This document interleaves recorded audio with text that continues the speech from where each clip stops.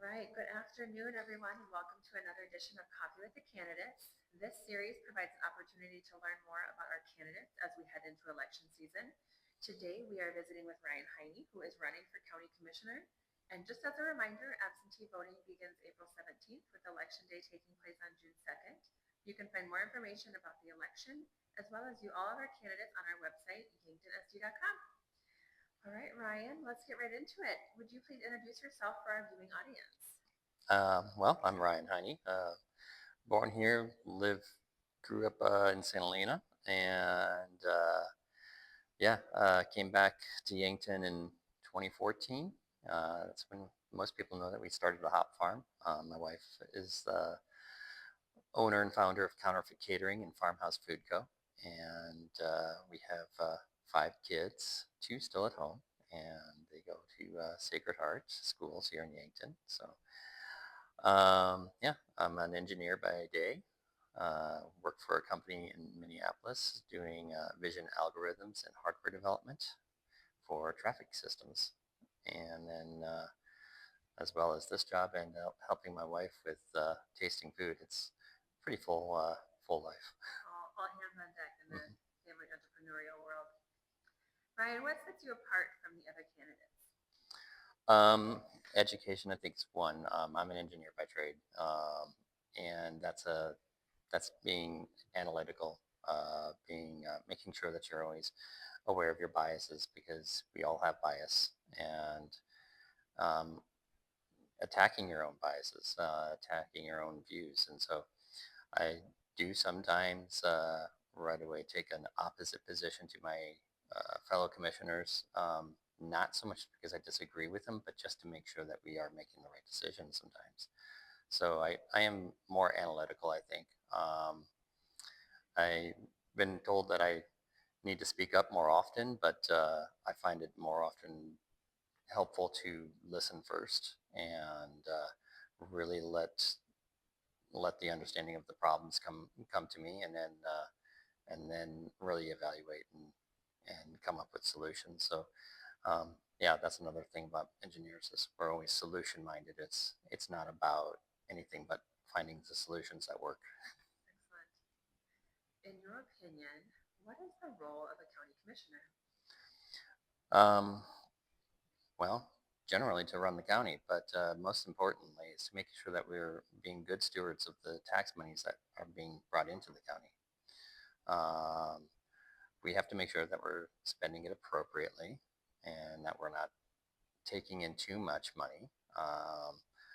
We also have to make sure that we are covering all the services and making some hard decisions. And I think we'll see a lot more hard decisions in the future, as we're slowly going into these lean years for the county government.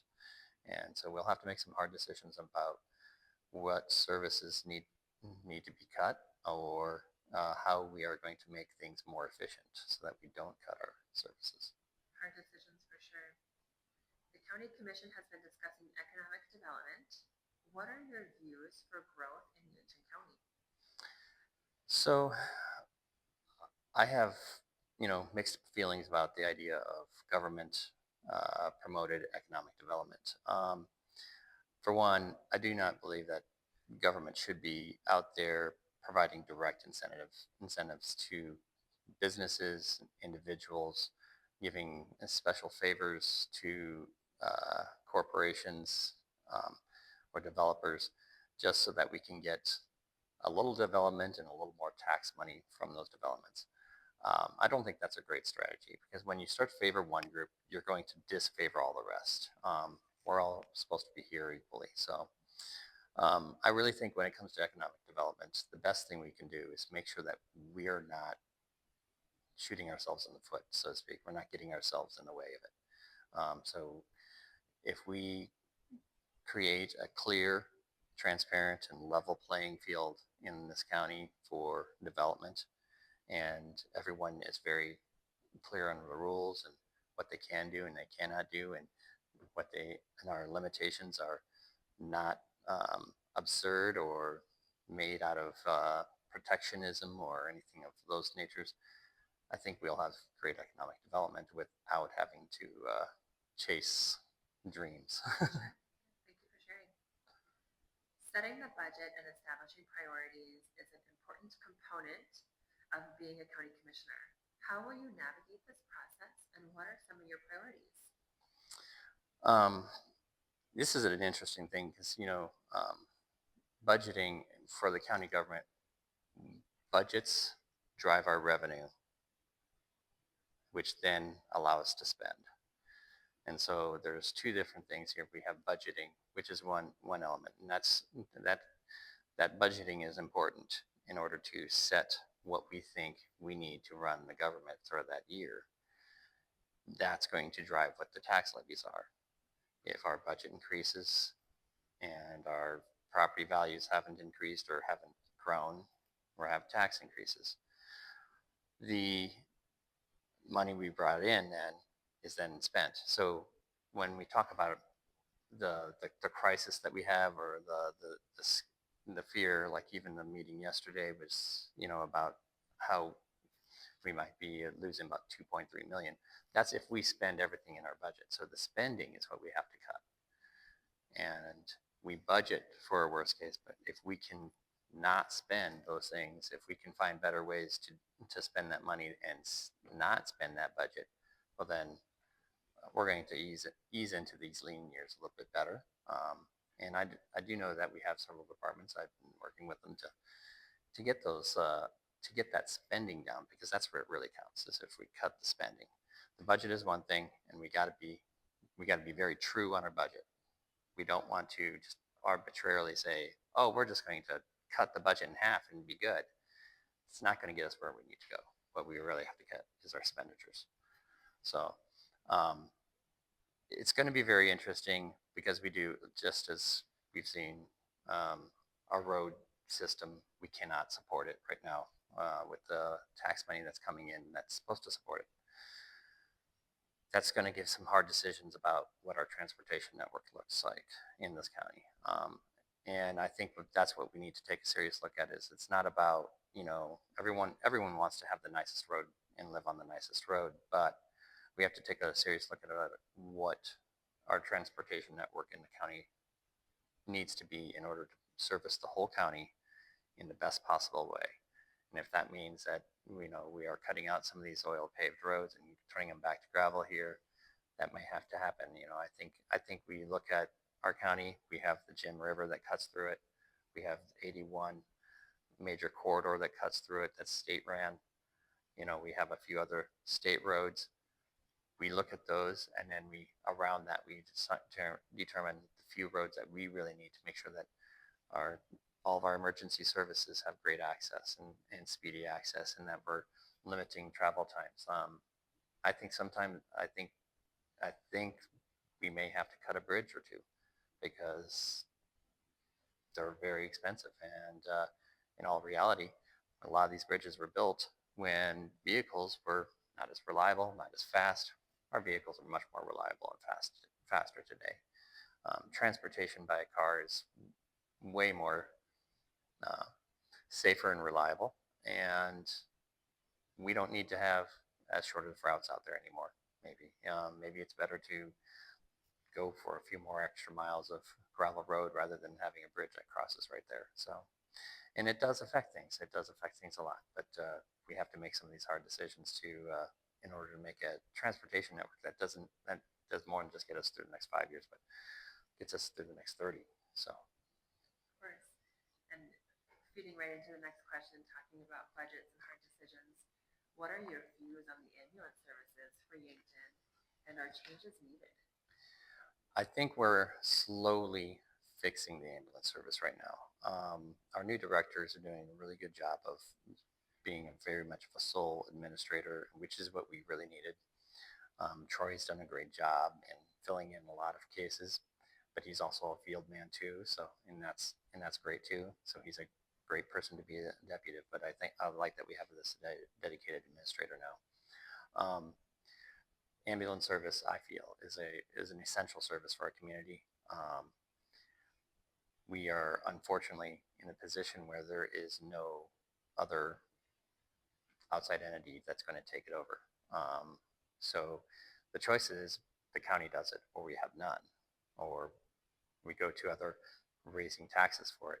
No one wants to raise taxes for it. When we look at it, it's costing us 200,000 to 300,000 a year. If we could fix the road issue, the ambulance issue no longer becomes a problem because we have the surplus in our general funds to help fund that ambulance. And so it all comes back again to that the one area that all the counties are struggling with. Road costs have gone up, and we have a lot of nice roads from when road costs were cheap, and it's hard to maintain them now. So In your last answer, you mentioned taxes. My next question, we'll talk about that. The state recently approved the voters of each county to implement a half-cent sales tax to offset homeowner-occupied property tax. Do you think that this is a positive option for Yankton County? And what role should the county commissioners play in educating the constituents? I think this is going to be a wash because one, the sales tax isn't going to be a new revenue stream for the county. It can only be used to offset our property taxes for home owner occupied. It could, for Yankton, it could probably maybe benefit a little bit simply because we have so many visitors. The thing I get concerned about is you look at the city also has now this new funding option for adding another percent on their sales tax as well. How if everyone starts jumping on the sales tax, we could be seeing 9-10% sales tax in the city. And what's that going to do for our visitors? What's that going to do for everyone else? So I'm just not entirely sure that it's going to be such a win. So we'll have to do a more analysis into that to see if that works. And some of it is also seeing what the city does, because if we all jump on new sales taxes, the sales tax is going to jump pretty big here, and people are going to notice that, and then they're going to complain about the sales taxes. No one likes the taxes, so it's never fun. Never fun. I still kind of a believer that property taxes are a good way of revenue generation for local governments, simply because it is, it is the properties that a lot of our services are protecting in a sense. It's our homes, it's our businesses, and that's why we have fire. That's why we have sheriff. That's why we have ambulance services. So I feel it's kind of a wash. It's I don't know if it's going to help us, and we'll have to do more research and see how things play out. But I don't see it happening very quickly in Yankton, but it is a possibility, and it's only because we have the visitors. I think I look at other counties that don't have some of the visitor assets that we have, and the sales tax is not going to help them at all. So. Sure. The sheriff has been discussing the potential for a juvenile detention center in Yankton. Do you think that this is a good option for Yankton to pursue, or what other options should be explored? Well, we know the cost for juvenile detention is not going down. It's gone up every year. Sioux Falls has really done a lot to expand and build even bigger. We do have the feasibility. That feasibility study does indicate it's feasible. The hard part is the payoff going to be there? I looked at it and I see they're building for 8 detention center, enough to hold 8 juveniles. If we can keep that half full, then if that is a half full situation, then that center will pay for itself. The numbers, I'm still waiting on finding some numbers from our study that really would make a stronger indication of what our numbers would be, especially when we start talking about Bonhomme or Clay County bringing over juveniles as well, which is really nice. I think it's really important that our county works with other counties and we cooperate in making more cost-effective solutions for all of us. So I think if we can offer them also a place for their juveniles at a reduced rate from Sioux Falls, closer as well, that's an advantage. Also the advantage of keeping all of our juveniles here, where hopefully we can do a better job of keeping them from returning. I like the idea that our own school district that they'll stay within their own school district and stay within all their studies and stuff like that. So I think that's important to minimize disruption of their education. So there's a lot of positives there. I think it's just really on the edge of being a good choice to do it. I'd like to see a little bit more research into the potentials for the working with the other counties and projections on what our um, occupancy would be. Of course, we all want Yankton to grow, and every time we grow Yankton, it's going to result in more of these problems. So, in a sense, it seems like it is a good idea, and but I haven't found the numbers yet to say yes. Sure, sure. Relationships and collaboration are important within the region. What role can you play as a commissioner to build, maintain, or repair relationships? Well, goes back to that listen first. Uh, don't assume as much as possible. Try not to assume things, and that's always a challenge. But I think listening always first. We've had a few shakeups where I think uh, I think our commission has gone off and made decisions without really consulting or uh, really asking all the parties involved or really getting in touch with all the parties involved. And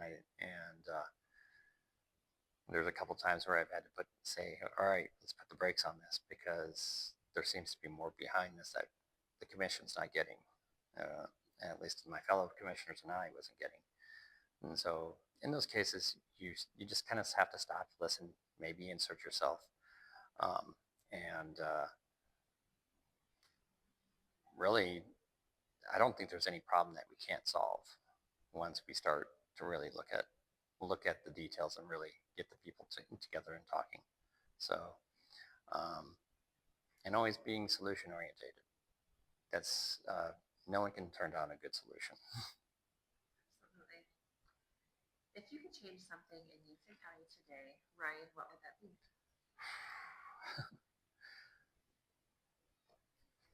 Well, one of the things I'm working on changing is transparency in our government. Um, that's always a challenge. I really want our website will have to be redesigned. That's one of the reasons why I'm running again. But I really want to have, again, that cohesive layout of all the rules and everything. I feel like we have a lot of actions and motions and things that we have done as a commission in the past 10 years, that 10-20 years, that we don't know is out there. And it's sometimes all of a sudden we have to go back and search and hunt and try to find out what happened. And we need to have a better single wiki of that knowledge, and it needs to be fully publicly available and fully searchable. And so that's one of the things, and that's one of my dreams for the website, is that we would have that, and that level of information would then be searchable, indexed, and easy for anyone to access. Um, that transparency, I really want to see us just being more efficient. As we're coming into these lean years, I hate to say it, we do need to have less employees.